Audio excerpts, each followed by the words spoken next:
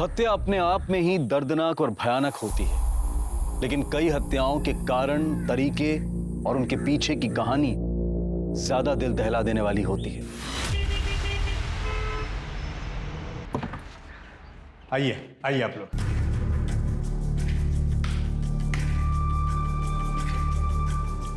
ये घर है, ये इस तरफ किचन है, बाथरूम होता है। वैसे पानी माशाल्लाह फुल आता है और वैसे इसका भाड़ा 5,000 रुपया है जो आपको एडवांस में देना पड़ेगा।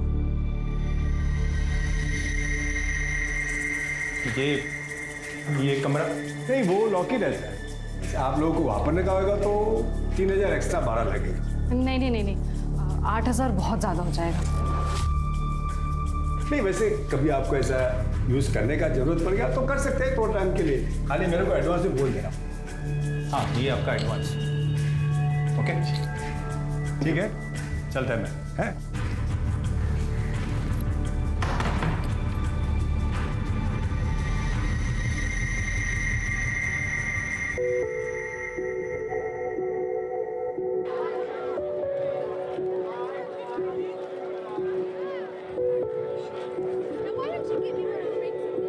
अरे वो कहाँ उड़े जा रही है वृंदा, हमेशा पंख लगे रहते हैं तेरे।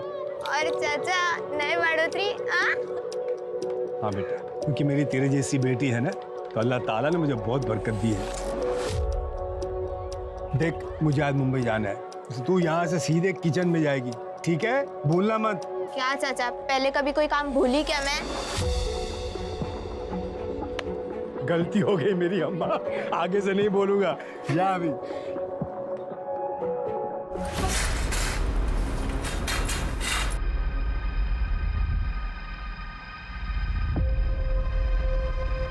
अरे कमला, क्या हुआ? अरे ये लोग इधर नए नए रहने को आए ना, तो मैं सोची जाके पूछ लूं कुछ मदद भी तो नहीं चाहिए, पर ये तो आते ही पर्दे और गेट सब बंद कर लिए। अरे समझा करना, नई नई शादी हुई उन दोनों की, तो दरवाजे खिड़की बंद करके बैठेंगे ना अभी।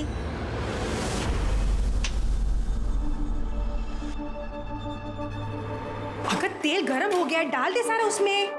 तेरा हुआ कि नहीं डालना है उसमें, गर्म हो गया तेल। चल जल्दी करो, सवेरे का टाइम है, सब आ जाएंगे अभी टिफिन लेने। कितना हो गया इसका? काकी काकी काकी, मेरी टिफिन रेडी है ना?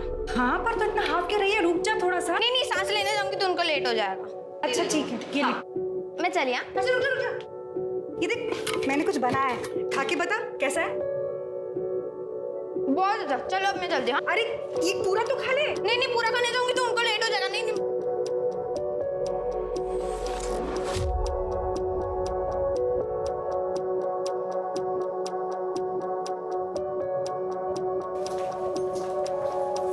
टिफिन। अरे सर, कहाँ भाग रही है? ये हाथ पीछे रख। आखिरी बार बोल रही हूँ कमलेश, दोबारा ऐसी गलत बात की ना तो उस्मान चाचा को बोल दूंगी।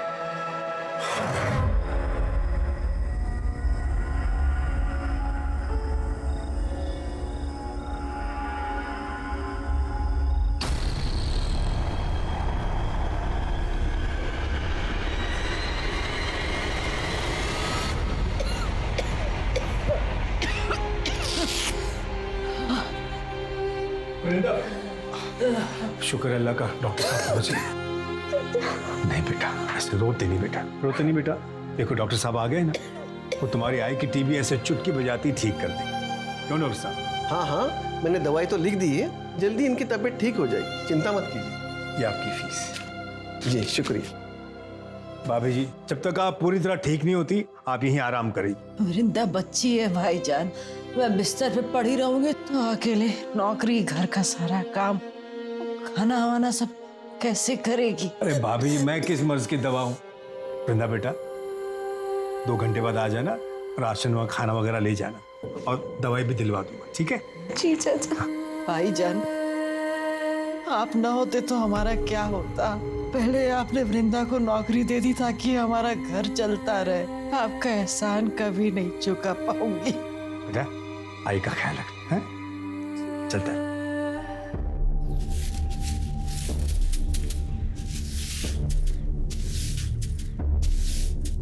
नमस्ते भाभी जी। नमस्ते। वो भाभी जी, आपसे एक छोटा सा काम था। वो क्या है ना, हमारे घर में एक कमरा है जिसमें ताला लगा हुआ है। उस्मान भाई ने बोला था अगर यूज़ करना है तो हम वो खोल सकते हैं। उनसे फ़ोन पे बात हो गई है, पर उन्हें आने में थोड़ा टाइम लगेगा। अगर आप मेरे साथ आ जाती तो वो मैं कमरा खोल देती। वो क्या है ना, कल ऐसा ना लगे ना कि कोई चोरी वोरी हुई है या कोई गड़बड़ है। चल सर। Thank you.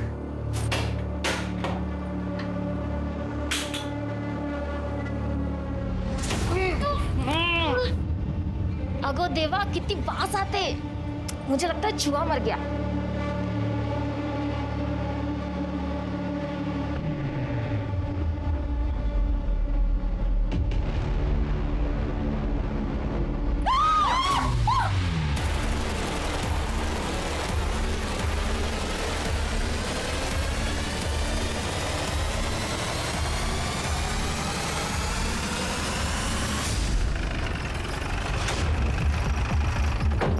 साहब वो अंदर, आप लोग रुकिए।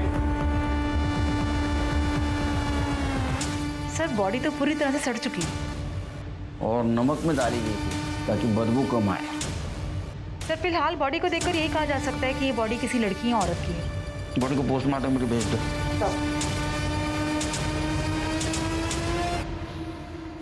ये रहो। अंदर आइए आप लोग। जी साहब।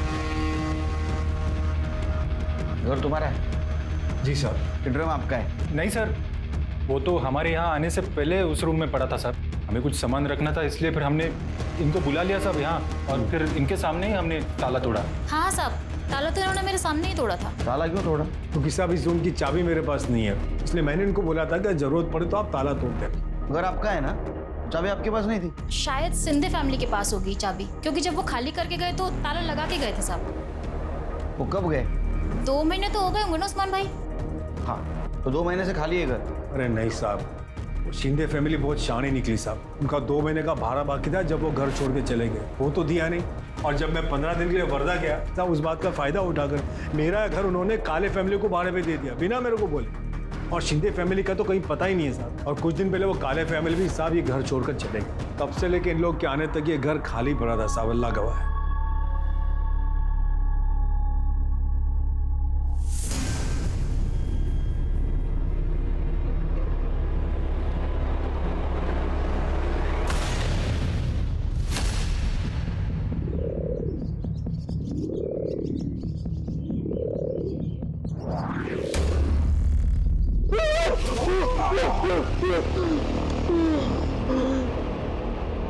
सर मुझे इस पाटिल फैमिली का बिहेवियर कुछ अजीब लगा।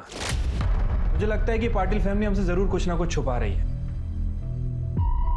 उसे मारता नहीं तो और क्या करता मैं। अनिल कभी विचार केलाय, अगर पता चल गया तो क्या होगा? सर मुझे तो एक बात समझ में नहीं आ रही, उनको इतनी जल्दी क्या थी? उन्होंने उस्मान का भी इंतजार नहीं किया, पड़ोसन को बुला के गवाह बना के ताला तोड़वा दिया।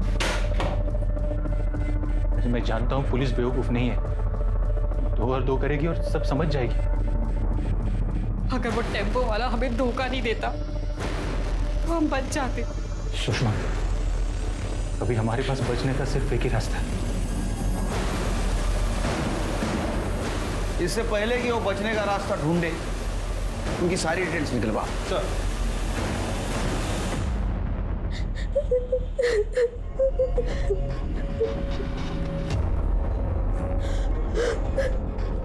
वृंदा,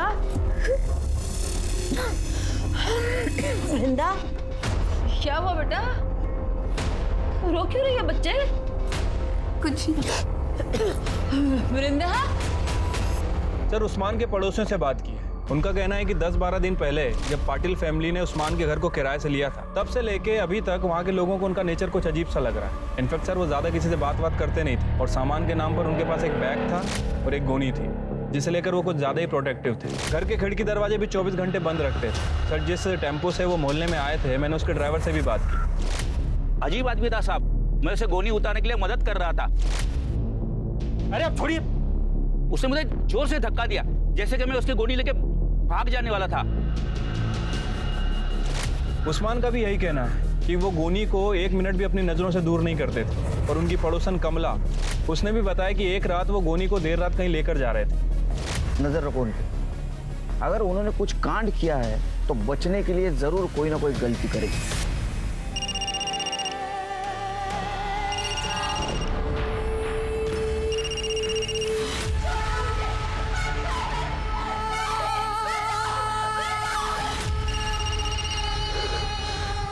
वृंदा, वृंदा, वृंदा, देख क्यों नहीं रही किसका फोन है?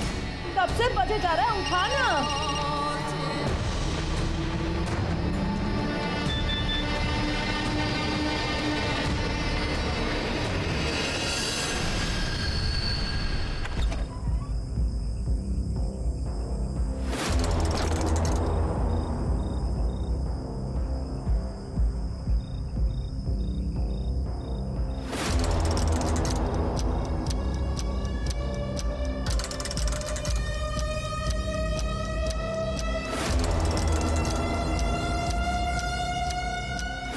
कोई पीछा कर रहा है। साहब, साहब, साहब, कुछ खाने के लिए दो ना साहब। साहब, तब से कुछ खाया नहीं है साहब। साहब,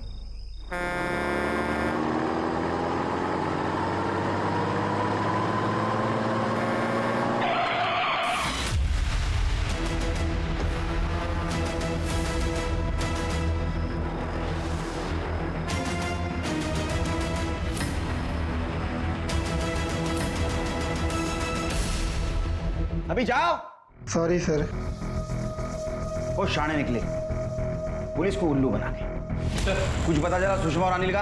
हाँ सर, एक सब्जी वाले ने सुबह 7 बजे उन्हें एक ट्रक पे चढ़ते हुए देखा था हाईवे के पास। सर ट्रक का डिस्क्रिप्शन मिल गया है, जल्दी उसके बारे में पता चल जाएगा। सवेरे 7 बजे, अभी 2 बज चुके हैं शिर के, 7 घंटे हो चुके हैं। जो लोग पुलिस को चकमा देके भागे वो हमारी राह देखते वहां रुकेंगे? क्या हम वहां जाएंगे और उनको पकड़ के लाएंगे? वहां का सीसीटीवी फुटेज मंगाओ आणि प्रत्येक टोल नाक्यावर ट्रकचं डिस्क्रिप्शन पाठवा। जाओ। हो सर। जिस घर के अंदर ड्रम में लाश मिली थी उस घर के बाहर एक टूटा हुआ ताला मिला है। पाटिल फैमिली ने कमला के सामने जो ताला तोड़ा था वो लेके आओ। सर।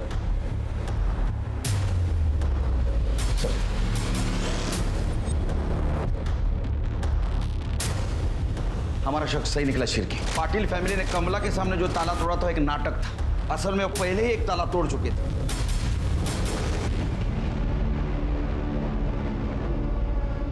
वो अनिल और सुषमा की वजह से केलकर साहब ने क्या क्लास ली मेरी, सुनना पड़ा। गलती तो मेरी थी ना।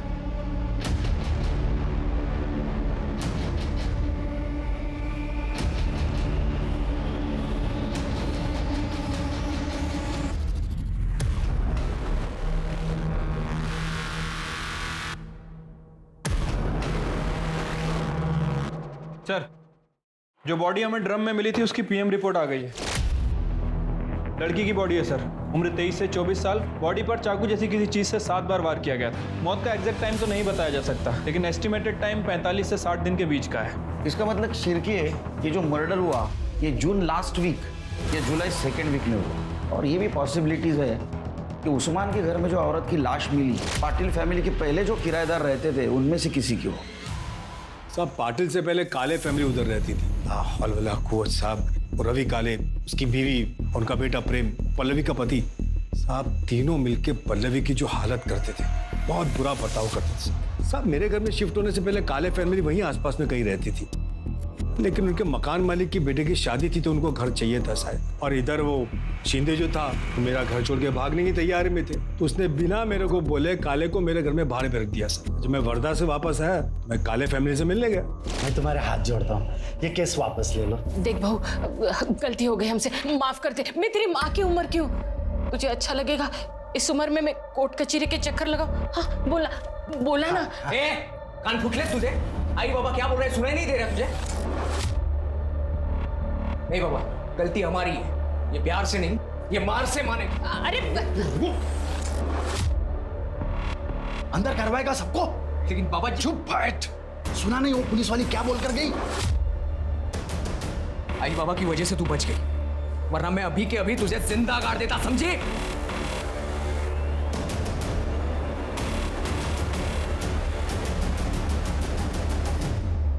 मेरे ख्याल से पल्लवी काले ने फिरार पुलिस स्टेशन में कंप्लेंट भी लिखवाई थी उनके खिलाफ। हाँ सर, सर पल्लवी ने 2 महीने पहले कंप्लेंट लिखवाई थी। मैडम मुझे बचा लो मैडम। मैडम वो लोग मुझे मार देंगे। मुझे बचा लो मैडम। मुझे बचा लो। वो लोग मुझे मार देंगे। सेफ हो, घबराओ मत, पानी। अब बताओ क्या हुआ? जब से मेरी शादी हुई है मेरे ससुराल वाले रोज गाली सुनाते हैं, मारपीट करते हैं, कहते हैं और दहेज चाहिए। सास ससुर तुम्हें पीटते हैं और पति तुम्हें पिटता देखता रहता है, कुछ करता नहीं है वो? किया ना मैडम। बहुत हिम्मत पड़ गई है तेरी।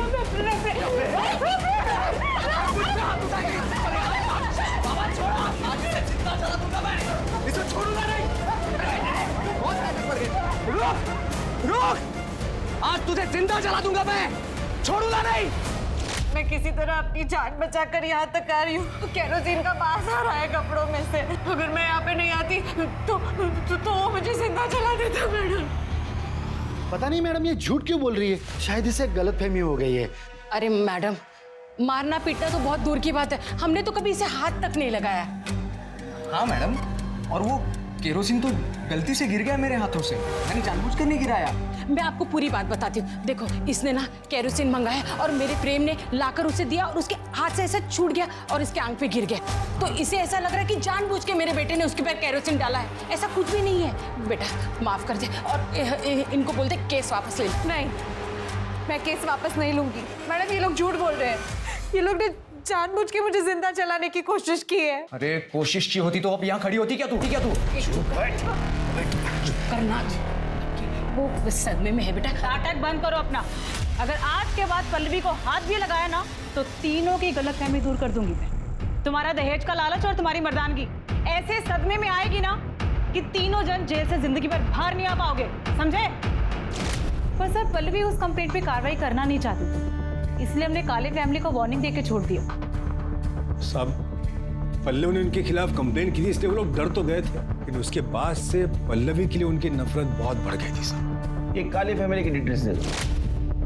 काले फैमिली की डिटेल मेरे पास नहीं है, शिंदे फैमिली की दे सकता हूँ। शिंदे से आपको काले की मिल जाएगी। सब दोनों की आपस में बहुत पड़ती थी। यार एक कंफ्यूजन है, काले शिंदे दोनों फैमिली की डिटेल्स दे दो इनको। चिरके ये पल्लवी के बारे में पूछताछ करो बस्ती में, सारी डिटेल्स चाहिए उसके मुझे।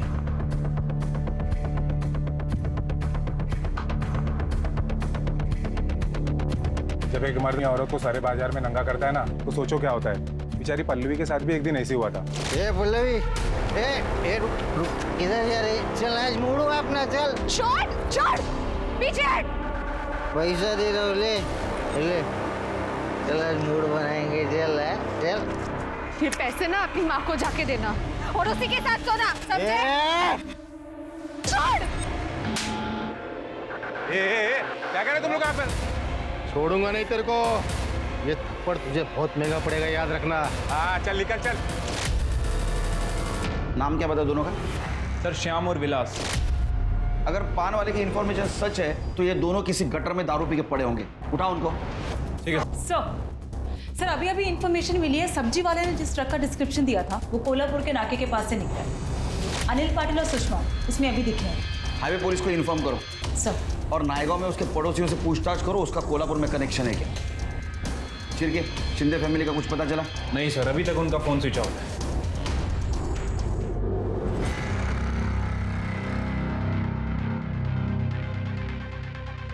सर एक हरकत नसेल तर विचारू का? तुम्हें 4 चमचे साखर का खाता? क्योंकि 4 चम्मच शक्कर की चाय दिमाग की बत्ती जलाए। सर ये लड़की मुझे बहुत अजीब सी लगती है। कुछ दिन पहले भी आई थी सर, लगता है कुछ कहना चाहती थी लेकिन अचानक भाग गई। तुम्हारा दिमाग की बत्ती नहीं चली? इसे कुछ पूछना जरूरी नहीं समझा तुमने? हो सकता है इस मर्डर के बारे में कुछ जानती हो, हमें कुछ बताना चाहती हो। लेके आओ उसे। जी सर।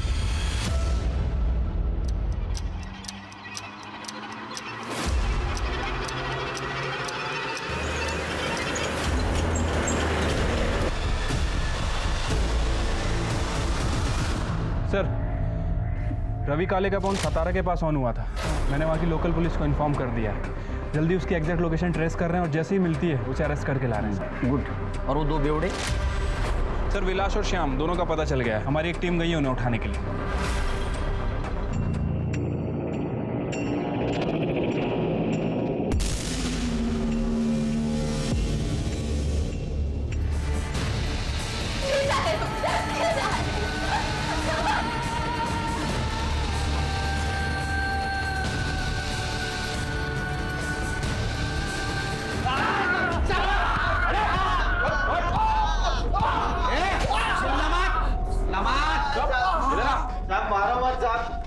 हमने कुछ नहीं किया साहब। साहब मत मारो साहब, हमने कुछ नहीं किया साहब, कसम से। पल्ले के ऊपर नजर थी ना तुम्हारी, उसने भरे मार्केट में थप्पड़ मारी थी तुम लोगों को, हाँ? इसलिए तुमने बदला लिया, उसका मर्डर किया।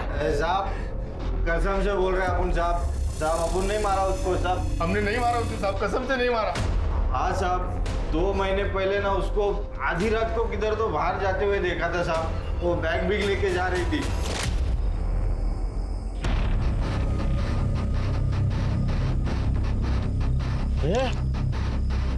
ये वही है ना जिसने मेरे को थप्पड़ मारा था, ये देख वही है वो।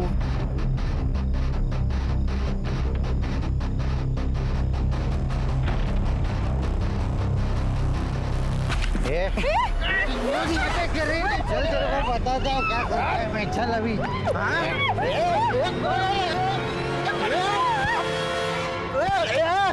काय को मारे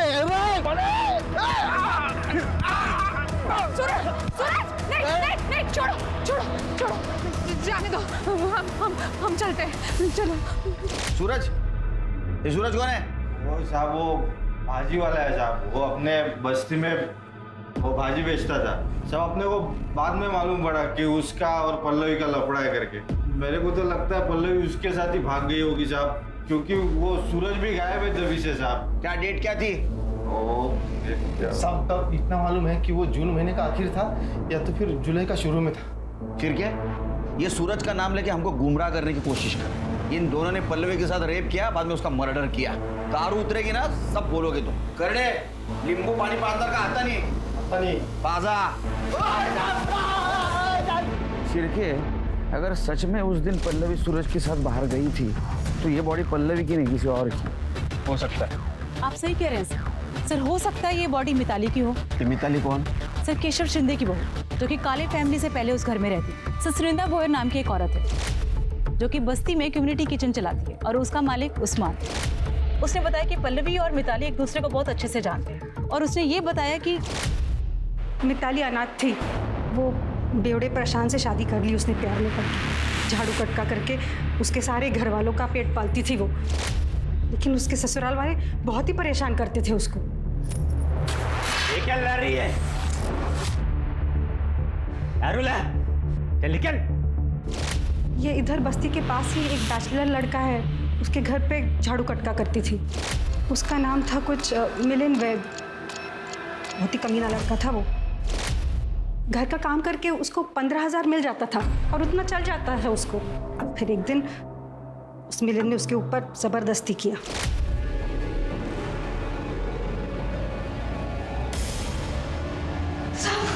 क्या कर रहा था? उसने जाके अपने ससुराल वालों को बताया, लेकिन उन्होंने पुलिस को बताने से मना कर दिया। बोले कि उसका काम छूट जाएगा और ये निकम्मे लोग भूखे मर जाएंगे। ये बात जब मिलिन को पता चली, उसमें तो और हिम्मत आ गई। अगले ही दिन उसने और 3 दोस्तों को बुलाया और उसके साथ गलत काम किया। गलत काम करने के बाद उन तीनों ने उसको अलग अलग पैसा दिया। फिर मिताली ने भी सोचा कि कहाँ खाली फुकट ये झाड़ू कटका करने का, तो उसने धंधा करना शुरू कर दिया। घर वालों को बोलती थी घर का काम करने जा रही है, लेकिन धंधा करती थी वो। फिर एक दिन उसको अपने ही ग्राहक आकाश से प्यार हो गया। उसने पल्लवी को भी बोला कि इस काम में लग जाए, लेकिन पल्लवी भड़क गई। खबरदार, जैसी घटिया बात मेरे को दोबारा बोली है तो, और तू भी ये घटिया काम छोड़ दे, वरना तेरे ससुराल वालों को जाके बोल दूंगी और फिर तुझे घर जाके मुंह खोलेगी ना तो काट दूंगी तुझे।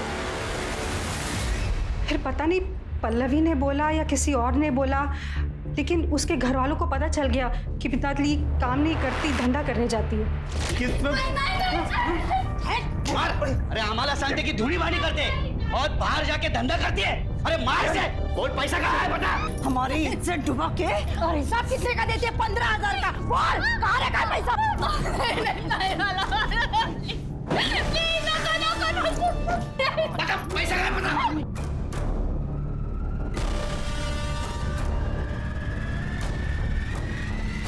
तमाशे हुए। फिर अगले ही दिन वो शिंदे लोग घर छोड़ के चले गए। मिताली थी उस दिन साथ में? वो मालूम नहीं मैडम, लेकिन उनको जाते हुए बस्ती में से किसी ने भी नहीं देखा। तो हो सकता है वो बॉडी मिताली की। ये शिंदे फैमिली ने मिताली को मार दिया, उसको ड्रम में डंप कर दिया और बाद में उसका पैसा लेके भाग गया। सर ऐसा भी हो सकता है कि पल्लवी को मिताली का सच पता चल गया, यही बात उसने उसके ससुराल वालों को बता दी। गुस्से में आकर मिताली ने पल्लवी का मर्डर कर दिया, उस बॉडी को ड्रम में डाल दिया और वहां से निकल गई हो। सर एक बात और हो सकती है, सर पल्लवी और सूरज का किसी बात पे झगड़ा हुआ हो और सूरज ने पल्लवी को मार के उसकी बॉडी को ड्रम में ठिकाने लगा दिया। होने को तो कुछ भी हो सकता है। हमारे सामने थ्योरीज बहुत है लेकिन पक्का सबूत नहीं। अब हमें ये पता करना है कि लाश किसकी है और ये भी पता करना है कि जो जिंदा है वो कौन है और कहाँ। उस्मान की खोली में ड्रम में मिली औरत की लाश ने पुलिस के होश उड़ा दिए थे। किसकी हो सकती थी ये लाश? पल्लवी की। अब एक नया नाम सामने था, मिताली। इसी दौरान विरार पुलिस को पता चलता है कि 2 महीने पहले सतारा में एक मिसिंग कंप्लेंट दर्ज करवाई गई थी, जो और किसी की नहीं बल्कि मिताली की थी और शिंदे परिवार ने लिखवाई थी। सारी थ्योरीज और संभावनाओं के बाद अब भी बड़ा सवाल यही था कि मरने वाली औरत कौन थी और उसे किसने और क्यों मारा था। सर, हमारी टीम ने शिंदे फैमिली को अरेस्ट कर लिया है, वो उन्हें इधर लेके आ रहे हैं। साहब, हम 14 जून के रात को विरार से निकले थे सातारा के लिए टेम्पो से, लेकिन रात को मिताली कब टेम्पो से भागी हमें पता नहीं चला।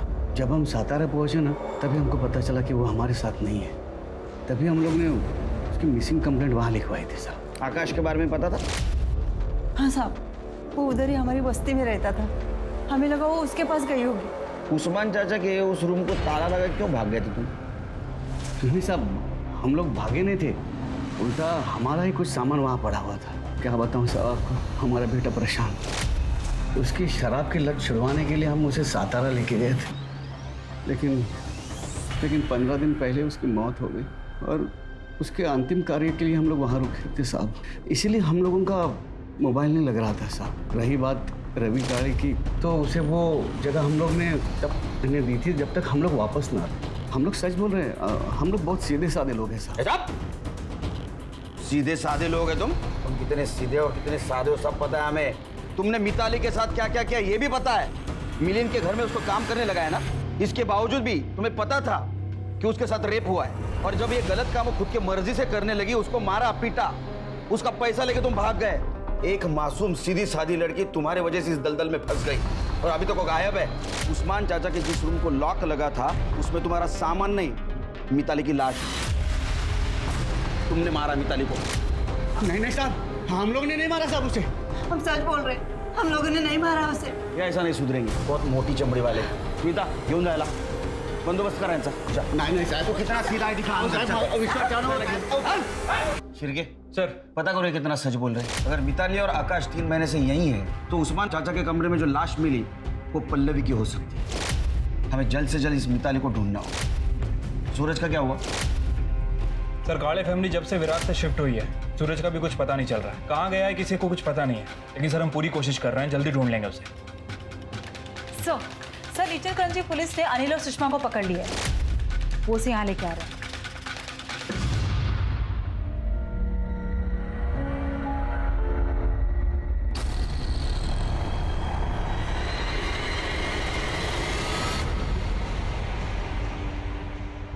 मैं और सुषमा पालघर में रहते हैं। हाँ? पालघर में मैं और सुषमा पड़ोस में रहते। हाँ। सुषमा की शादी सर वो अजीत जयकर नाम के गुंडे से हुई थी। हम दोनों एक दूसरे से बहुत प्यार करते थे, इसीलिए हमें डर भी लगा रहता था कि ये बात अगर इसके पति को पता चल गई तो वो क्या कर देगा सर। इसलिए फिर हम दोनों ने सर कोल्हापुर भाग जाने का फैसला किया। 3 अगस्त की रात को सर ये अपने सास के सारे जेवर लेके मेरे पास आई और फिर हम लोग कोल्हापुर जाने के लिए टेम्पो ढूंढने के लिए मंडी में गए। भाऊ, कोल्हापुर के लिए टेम्पो तो अभी 15 मिनट पहले ही निकला और अब अगला मिलना मुश्किल है। ये किसका टेम्पो है? मेरा है। ये कहाँ जा रहा है? विरार। रोज रात को कहाँ जाते थे? कोल्हापुर जाना था ना सर, वो टेम्पो ढूंढने जाते थे हम। एक रात जब अनिल टेम्पो ढूंढने गए और मैं घर में अकेली थी तो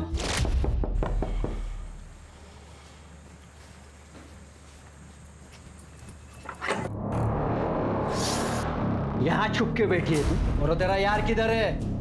बुला उस। आज तुम दोनों का खेल खत्म कर देता हूं मैं। उसके पहले ना मुझे मेरे पैसे और जेवर चाहिए जो तू चुरा के भागी। बॉल किधर रखे?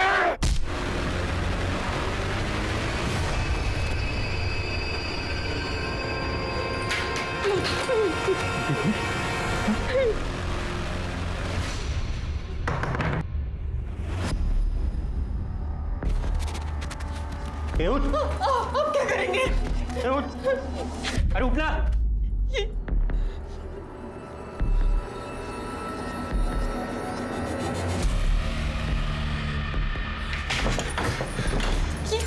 क्या कर रहे हो तुम यहाँ पे? अरे इसे ठिकाना लगाना पड़ेगा ना, नहीं तो पकड़े जाएंगे हम। हाँ? ये इसे अभी के लिए यहाँ छुपा देते हैं, फिर फेंक देंगे कहीं।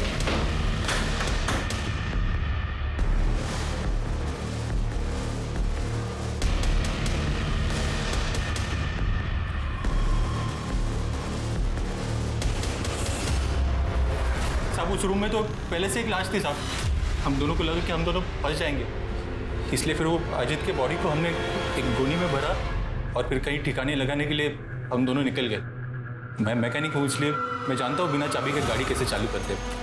हम दोनों जैसे तैसे करके वो बॉडी को पाइप पे रखा और फिर ठिकाने लगाने के लिए हम लोग निकल पड़े। वो सब चुप होने के बाद सब हम लोग कोल्हापुर के लिए भाग गए। हाईवे पे ईचल करंजी का ट्रक मिला, हमने उस ट्रक से लिफ्ट लिया और ईचल करंजी पहुँच गए। सर हम जैसे ही ईचल करंजी पहुँच गए, सामने अजीत था।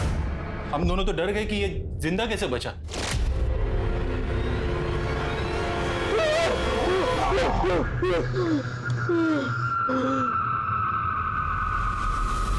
साहब वो हमें मारने के लिए आया था, लेकिन वहाँ के लोगों ने उसे पकड़ लिया और पुलिस के हवाले कर दिया। और वो उधर इचलकरंजी पुलिस स्टेशन के कस्टडी में, और तुम्हारे ऊपर अजीत के अटेम्प्ट टू मर्डर का चार्ज लगा। सर जंगल में एक लाश मिली।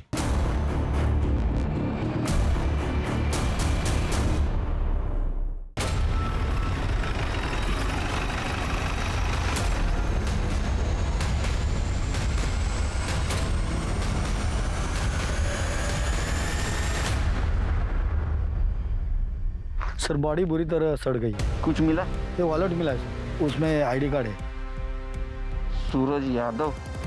सूरज यादव मतलब पल्लवी का बॉयफ्रेंड?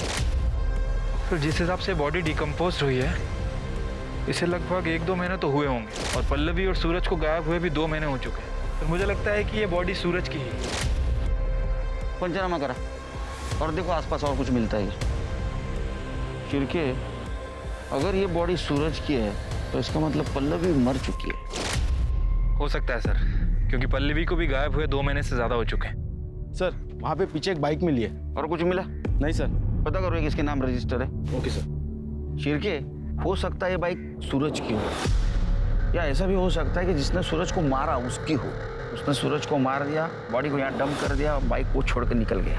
ये भी हो सकता है कि काले फैमिली को इन दोनों के भागने का प्लान पता होगा। उन्होंने पल्लवी को मारा, ड्रम में डंप कर दिया, बाद में सूरज को मार दिया और यहाँ फेंक दिया। 1 मिनट सर। हेलो, ठीक है सर, काले फैमिली गिरफ्तार हो गई है, विरार पुलिस स्टेशन लेकर आ रहा है। वार्निंग दी थी ना तुम्हें कि अगर पल्लवी को कुछ भी हुआ तो जेल के अंदर कर दिए जाओगे। क्यों मारा? क्यों मारा पल्लवी को? मैडम हमने कुछ नहीं किया, हमने नहीं मारा उसे। अरे कुछ नहीं किया तो भागे क्यों? पल्लवी किधर है? नहीं पता साहब, 30 जून के शाम को वो मैं जल्दी लौटी हूँ ऐसा बोल के गई साहब, लेकिन लौटी नहीं साहब। उसके बाद में हमने देखा वो रुक्मिणी के सब गहने गायब थे साहब। अब बहू चोरी करके मुंह काला करके भाग गई साहब। उसके ऊपर वो उस्मान भाड़े के लिए पीछे पड़ा साहब। मेरा और शिंदे का बगाया भाड़ा मांग रहा था। हमने सोचा कि खोपोली में इसके रिश्तेदार रहते हैं तो उनके यहाँ पे चले जाते हैं, फिर देखेंगे बाद में क्या होता है, इसलिए चले गए साहब खोपोली। वो ड्रम किसका था? कौन सा ड्रम साहब? हाँ?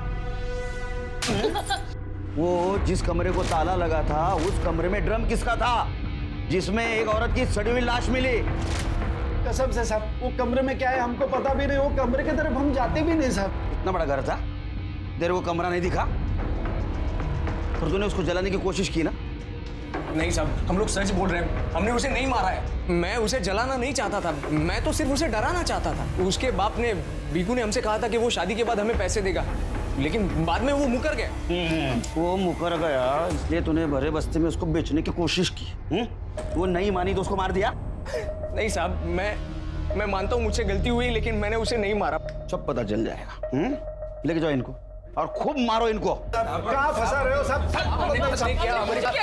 हम सच कह रहे, मारा नहीं उसे। इन लोगों ने पल्लवी के ऊपर जिस गहने चोरी का इल्जाम लगाया है उसके सारे डिटेल्स निकालो और पता करो चोर मार्केट या किसी ज्वेलर के पास वो बेचने गए थे। अरे पल्लवी का बाप भीकू, उसका और हमें जो लाश मिली है उसका डीएनए मैच करके देखो। ठीक है सर।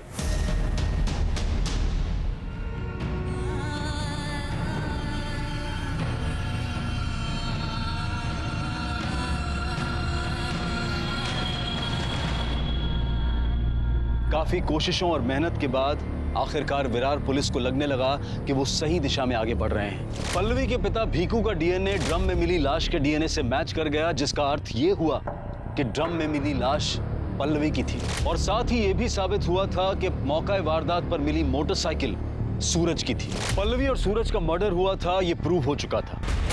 और इसी दौरान पुलिस को एक और डेड बॉडी मिली जो पुलिस की मुश्किलें और बढ़ाने वाली थी।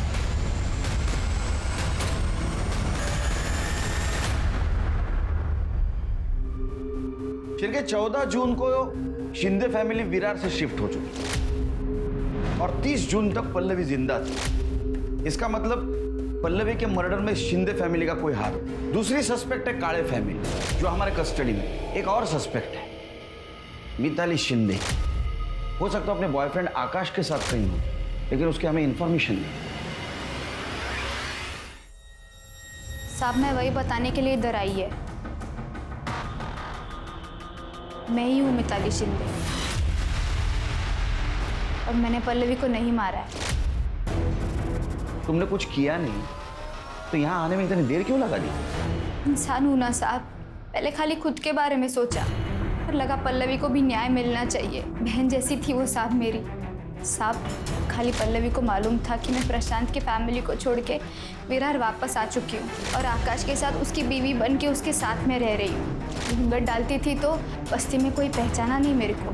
कि पल्लवी ने बताया था 30 जून को भाग के जाने वाली है?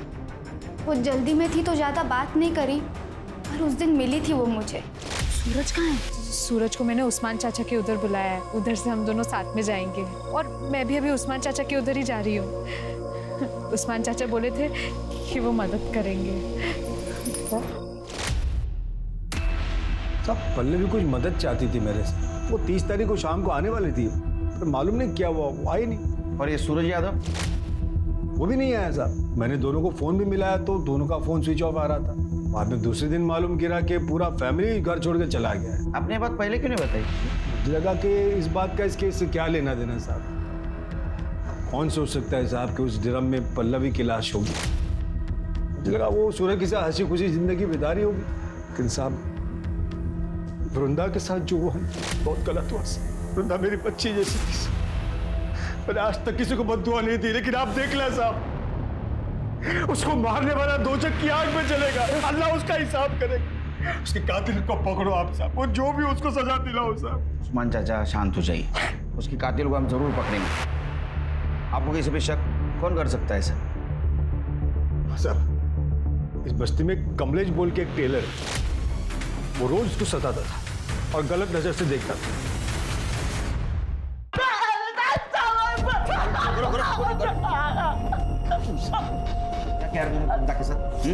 क्यों मारा उसको? साहब मैं सच बता रहा हूँ, मैंने कुछ नहीं किया साहब। फिर झूठ बता, झूठ बता फिर। सब सोना चाहता था ना मैं उसके साथ, पर सब मैंने उसको हाथ भी नहीं लगाया। कसम सर मैंने कुछ नहीं किया सर। कुछ नहीं किया? कर दे इसको, तब तक तोड़ो जब तक सच न बोले। नहीं साहब, मारो उसको। नहीं साहब मैंने कुछ नहीं साहब। सर सुनंदा ने बताया कि 20 अगस्त को वृंदा काम पर आई थी। सर दोपहर को वो खाली टिफिन के साथ आई, फिर दोनों एक साथ ऑटो से घर को निकले। उसके बाद उसने बताया कि वृंदा ने अपने पुलिस स्टेशन के बाहर ऑटो रुकवाया और बोली कि उसे कुछ काम है। उसके बाद से सुनंदा ने वृंदा को देखा भी नहीं। मतलब वृंदा 2 बार हमारे पास आई थी, वो हमें कुछ बताना चाहती थी। मैडम वृंदा की पीएम रिपोर्ट। सर वृंदा की मौत 20 अगस्त को 2 से 4 के बीच में हुई। और सर बॉडी में 3 बार चाकू से वार किए गए। सर उसकी बॉडी पे नाखूनों के निशान भी मिले। सर मर्डर से पहले उसका रेप हुआ। कहीं वो अपने बारे में तो बताना नहीं चाहती थी। तुमसे बहुत बड़ी गलती हो गई तृप्ति, बहुत बड़ी गलती। सर काले फैमिली के घर से जो ज्वेलरी चोरी हुई थी उनका पता चल गया सर।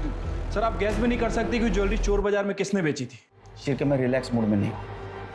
साफ साफ बता।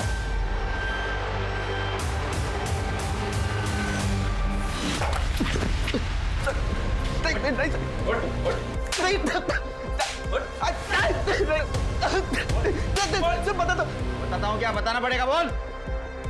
सर नशे के साथ साथ सर सेक्स की लत कब लगी पता ही नहीं चला सर। मेरे को लड़की देख के सर एक ही चीज़ समझ में आने लगी। 1.5 महीने पहले पल्लवी आई थी सर अब्बू से मिलने। अब्बू थे ही नहीं घर पे, तो मुझे रोकने वाला भी कोई नहीं था सर। सोहेल, ऐसा मत करो, मैं तुम्हारे हाथ जोड़ती।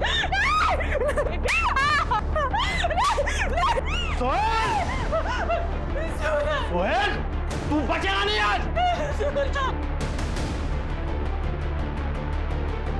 तेरी इतनी हिम्मत।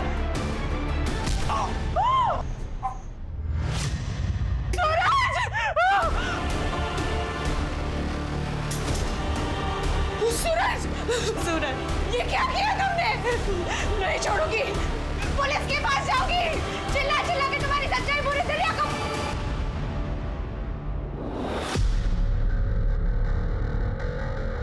मैंने जो कुछ किया अपनी औलाद को बचाने के लिए किया। ये तेरे फालतू बेटे को बचाने के लिए तूने मासूम लोगों की जान ली। तेरे को तब समझ में नहीं आया वो भी किसी की औलाद है। मुझे मालूम था कि काले फैमिली मेरा घर छोड़ के भाग चुकी है, लेकिन पल्लवी की लाश को मैंने सूटकेस में डाला और उस घर में ले गया। उसके बाद सूरज की लाश को भी मैंने उसी सूटकेस में डाला और जंगल में जाके फेंक दिया और उसकी मोटरसाइकिल को भी वहीं ठिकाने लगा दिया। वृंदा को क्यों मारा? मारना पड़ा साहब। क्यों? इसकी वजह से। मुझे मालूम था इसको नशे के साथ साथ औरत की भी लत लग गई है, इसलिए मैं रोज खुद इसको घर पे धंधे वाली औरत बुला के देता था। लेकिन उस दिन मैं भूल गया, गलती से मैंने वृंदा को घर बुला लिया राशन और दवाई के पैसे लेने के लिए, लेकिन मैं घर लेट पहुंचा और ये घर पे अकेला था। उस्मान चाचा, उस्मान चाचा, अरे मेरे को बुला के कहाँ चले गए?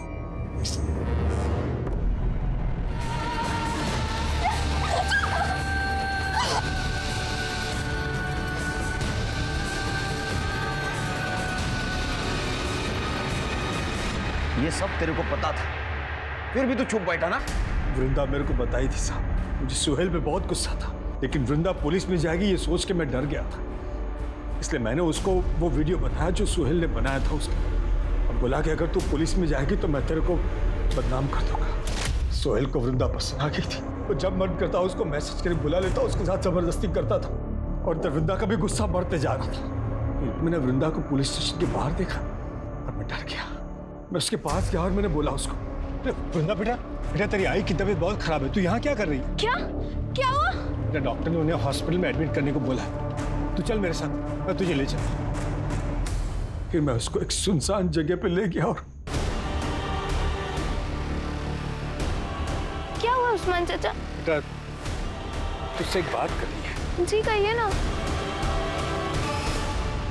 समाज कार्य करता है ना तू। ये झूठी समाज सेवा करने के बजाय तुम्हारे फालतू लड़के को सुधारते ना तो बहुत समाज सेवा होती। तो समझा रहा हूं मैं। सिरके लेके चलो इन दोनों को। चल आज का एक ये सबक है उन सभी माता पिताओं के लिए जो अपने बच्चों की गलतियां छुपाते हैं, उन पर पर्दा डालते हैं और उन्हें ही नहीं खुद को भी अपराधी बना लेते हैं। अब मैं अनूप सोनी आपसे विदा लेता हूं, फिर मुलाकात होगी क्राइम पेट्रोल सतर्क में एक और नए केस के साथ।